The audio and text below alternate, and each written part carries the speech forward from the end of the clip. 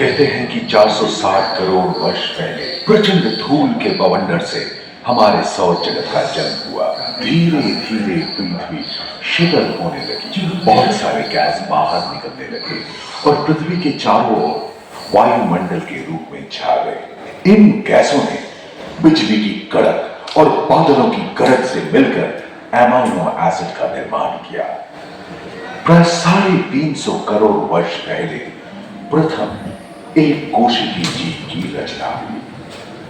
लगभग 280 करोड़ वर्ष पहले स्टोमेटोलाइट्स ने प्रकाश संश्लेषण के द्वारा वायुमंडल में ऑक्सीजन को मुक्त किया।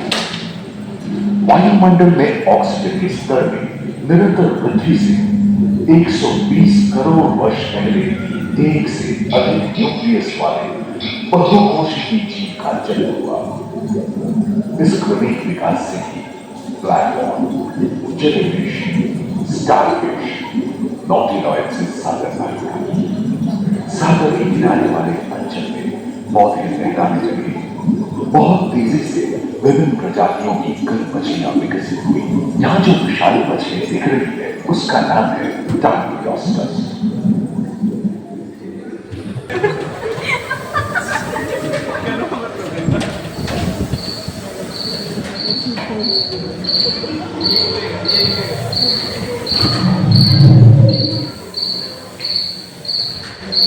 लगभग 35 करोड़ वर्ष पहले धरती पर पेड़ पौधों का जन्म हुआ, जो बढ़ते गए और घने जंगलों में बदल गए। घून, मकड़े आदि पंखहीन पतंग एवं इक्तियोस्टेगा जैसे उभयचर प्राणियों का आविर्भाव हुआ। सरसृप जैसे स्तनपायी डायमेट्रोडॉन प्रकट हुए, जिसके पीठ पर नौका के पाल की तरह एक अंग था जो ताप को नियंत्रित रखने में मदद करता था। सरसृप की तरह एक अन्य स्तनपायी प्राणी साइनोमेट्रिस इन दिनों काफी प्रभावशाली हो गया था। इसकी विशेषताएं कुत्ते से बहुत मिलती थी।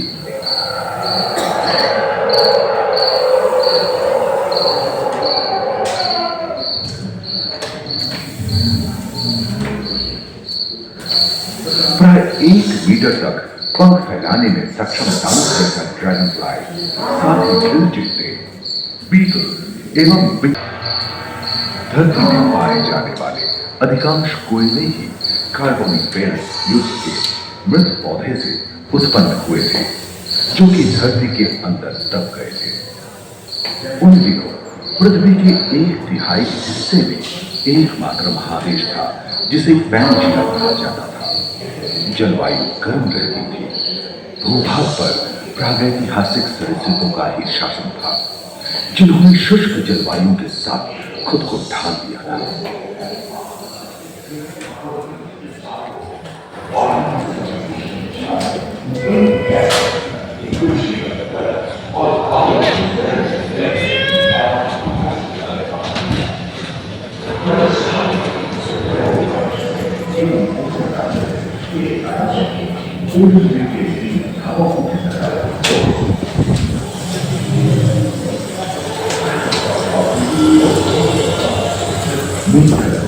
कछुओं और मगरमच्छों का जन्म लगभग 22 करोड़ वर्ष पहले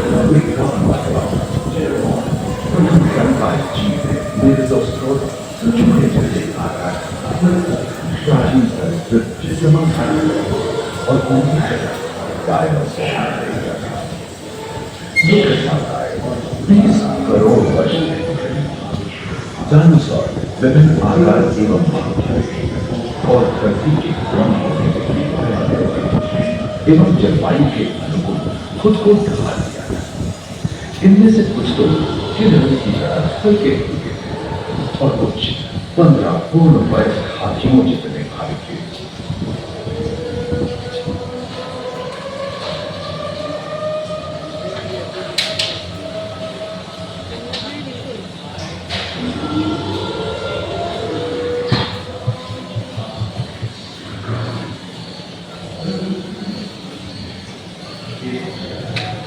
कुछ 4 पैरों से चलते थे तो सियालोफाइसिस 2 पैर वाले डायनासोर थे। ब्रेकियोसॉरस की लंबाई 23 मीटर थी, जो कि एक टेनिस कोर्ट की लंबाई जितनी थी, और उनका वजन 75 टन था। सरीसृप आकाश और सागर में छाते थे। ब्लियोसॉरस समुद्र में रहते थे। सबसे प्राचीन उड़न सरीसृप यूरिमोर्फोडॉन हवा में होते थे। प्रथम पक्षी यानी जुरासिक के अंतिम चरण से क्रेटेशियस युग का प्रथम चरण तक डायनासोर के लिए स्वर्णिम युग रहा। जलवायु में नमी की मौजूदगी से पृथ्वी पेड़ पौधों से भर उठी थी।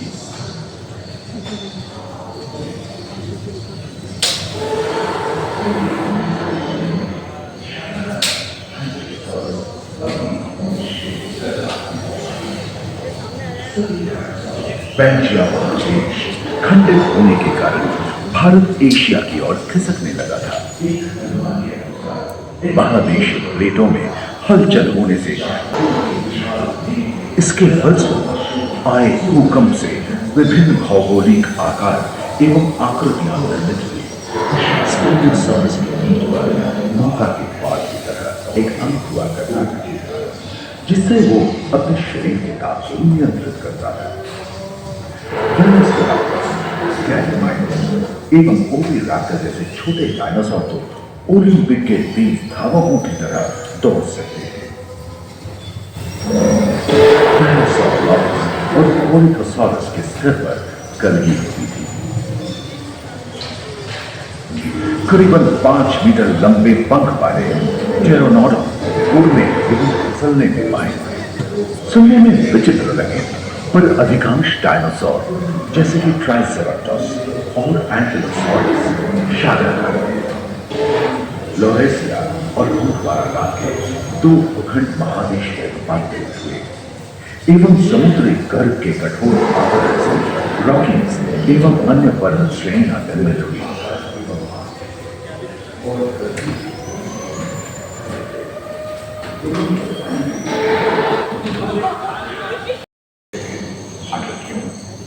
एक अनुमान के अनुसार एक बहुत बड़ी भूमिका पृथ्वी से जा टकराई, जिसके फलस्वरूप उत्पन्न धूल के विशाल मेघ हजारों वर्षों तक सूरज की किरणों को धरती पर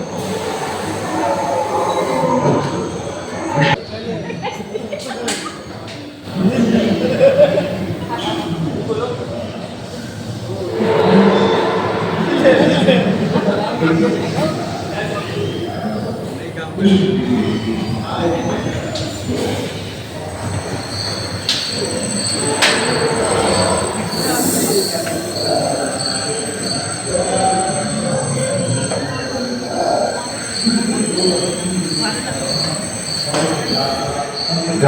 के विलुप्त होने के बाद भूस्थल पर स्तनपायी प्राणियों का आधिपत्य शुरू हुआ। पर्याप्त मात्रा में आहार उपलब्ध होने के कारण छोटे छोटे स्तनपायी प्राणी बड़े आकार में बदलते गए।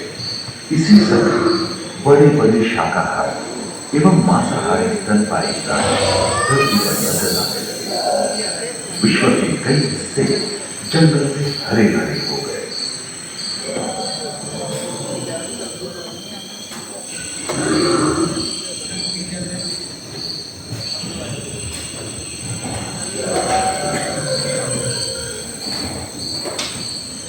हाथी के पूर्वज डायनोथेरियम और घोड़े के पूर्वज यूरोहिपस की उत्पत्ति हुई, जो आज के हाथी और घोड़े में रूपांतरित हुए।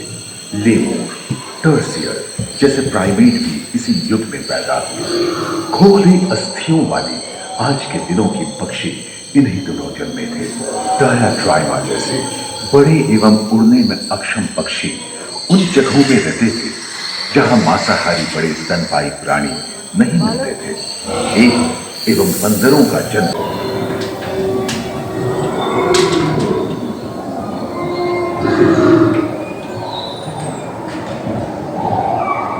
पृथ्वी के लंबे इतिहास में झांके तो ऐसे कई मौके रहे हैं जब उत्तरी गोलार्ध के अधिकांश हिस्से बर्फ की चादरों से ढक गए थे, जो आइस एज के नाम से जाना जाता है। हम आज ऐसे ही एक आइस एज में रह रहे हैं जो 20 लाख वर्ष पहले शुरू हुआ था। रोएदार गेंडे, रोएदार स्तनपायी और कस्तूरी कायों ने अपने शरीर के रोम की सहायता से शीतल जलवायु के साथ तालमेल बैठा लिया था। पुष्ट गुंबद आकार के पूर्णवा ग्लाइकोडोन जैसे विशाल आर्नथलो भी उन दिनों मौजूद थे। सिबरजूत वाले बाघ और विशाल सिंह वाले तीर जंगल में शान से विचरण करते थे। संभवतः सामने के दांत से मांस को चीरने फाड़ने में हुई अड़चन के कारण यह समय के साथ विलुप्त हो गए। वहीं दानव आकार के हिरन हिंसक जानवरों से बचने के लिए तेजी से नहीं भाग सकते थे। फलस्वरूप वे भी ओझल हो गए। इस समय से ही आधुनिक मानव का क्रमिक विकास शुरू हुआ और विशालकाय स्तनपायी प्राणी धीरे धीरे विलुप्त होने लगी।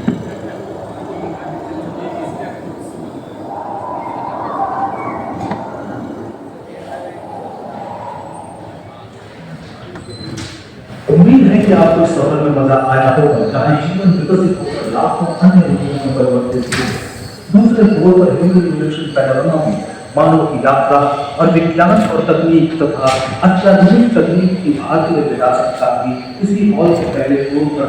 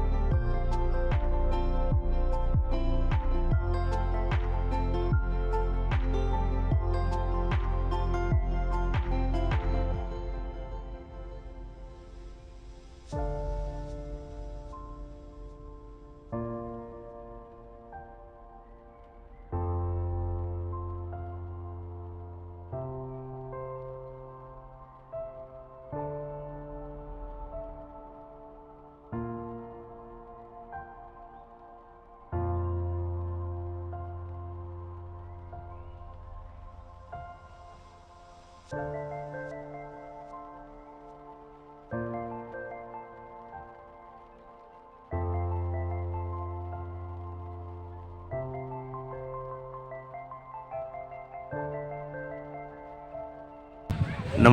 दोस्तों, आज हम आपको गंगा नदी के दर्शन कराने वाले हैं।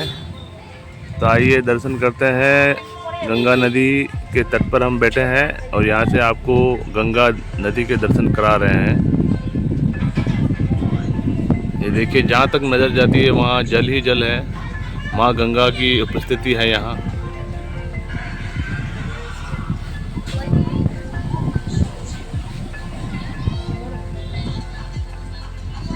सभी भक्तों से अनुरोध है, माँ गंगा को लाइक शेयर ज़रूर करें। जय गंगा मैया। ये गंगा नदी यहाँ से निकलकर बंगाल की खाड़ी में जाती है।